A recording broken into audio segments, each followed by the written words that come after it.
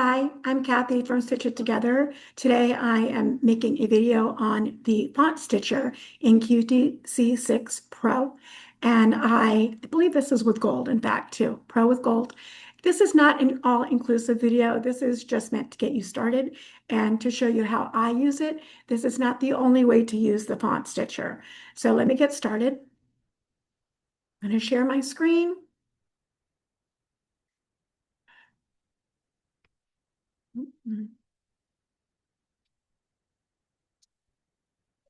Share. Okay, and let's get started. I've already got QCT open, and you would go to the gold features. You go to the font stitcher right here. To see all of your fonts, you can push that button right there, and you will see all the ones like in a list. I believe the ones that you're going to see are the ones that are inside of your Microsoft or ones that you would normally see within your Microsoft programs.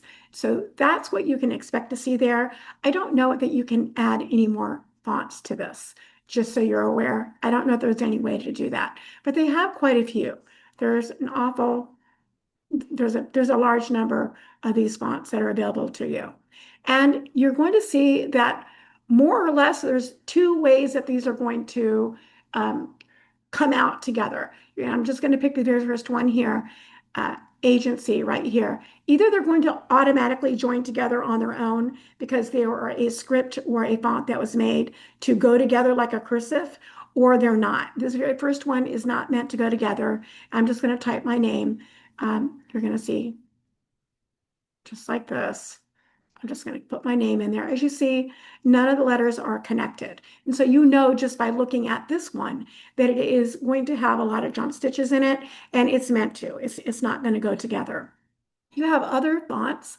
Again, another way that I like to use this is if I don't know which one I'm going to be using, I can then kind of scroll through this and there's agency. But if I wanted to see what is an Arial black, because I've already put my name in there, I wouldn't have to type it again. So I would just go back and forth to whichever ones I want to use, and it would show me what that one kind of looks like while something is already typed inside of that. So let me go back to where I was.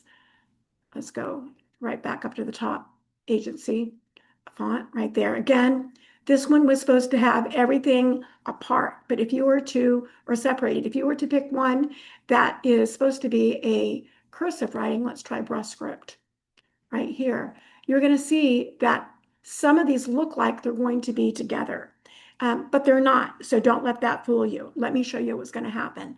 Even though it looks like it's going to be stitching together, it will have some jump stitches. If I say okay, you're going to be meant to save that. You're going to need to save it as whatever you want to save it as and know where you find it. It's going to open up into the select and sew.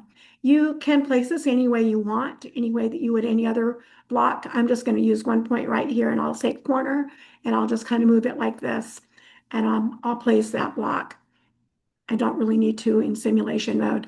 But notice when I go to quilt, you'll see that indeed it has an awful lot of jump stitches, even though it looks like it is together. So again, since I have saved this, I can go into pattern cat. If I don't want it to have all these jumps and I really do want it to be continuous, I have some options, but I would have to use pattern cat in order to do that.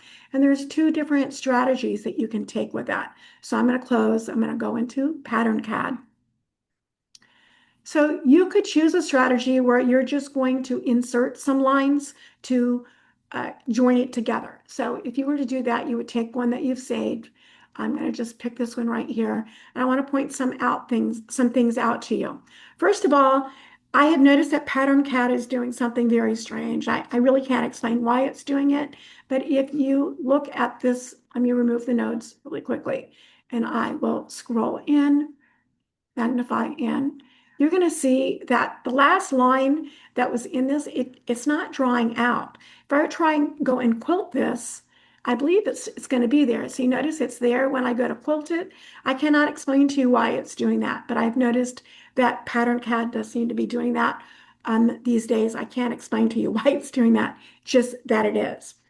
So again, one of the strategies you could take is with your nose on you could go into optimize and you could say, okay, so I see that the segment one right here is going to start and stop right here. If I wanted to start joining these together, I might insert a line that goes from here to here. So let me show you what that looks like.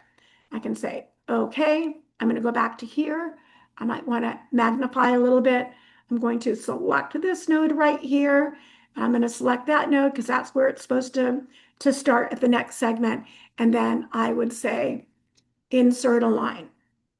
That line, it looks like it's going to be a straight line and not something that has a curve to it. So then I would select these 2 points again, and then I'm going to right click my mouse and I would say line type, and I would change it maybe perhaps to a spline. And how I know that is now I have handles to pull. And I might pull that down so that it's not going across this area right like that. And I would then try and join all these lines. But I will tell you that what starts to happen is, I'm not really certain why this will happen, but you will start to have problems if I try to insert a line right here. Let's go to unselect. You're going to see it may behave in a way that I'm not expecting. So if I now say to insert a line right here, it has moved all kinds of things. And I cannot explain to you why it's going to do that. I just know that pattern CAD tends to behave in this way in unexpected ways at times.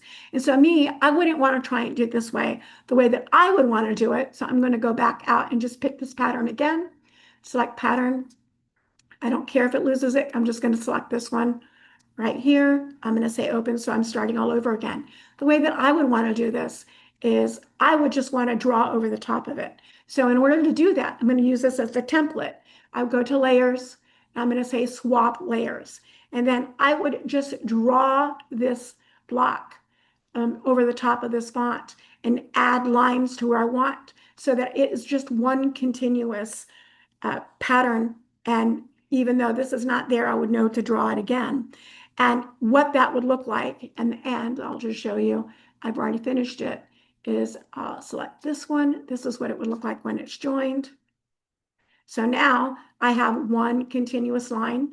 I can look and see it starts right here and it stops right here. And I could have joined it in a different way if I'd wanted to. This was just really quickly to show you what that would look like. And then when you would want to quilt it out, you could either save it or you could go directly into select and sew from here.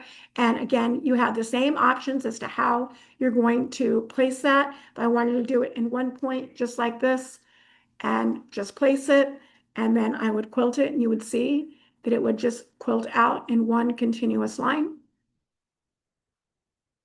And that is how I would do it. That is just to get you started in the font stitcher, but there are a lot of other ways that you can use this. I hope this helps you get started. Happy quilting.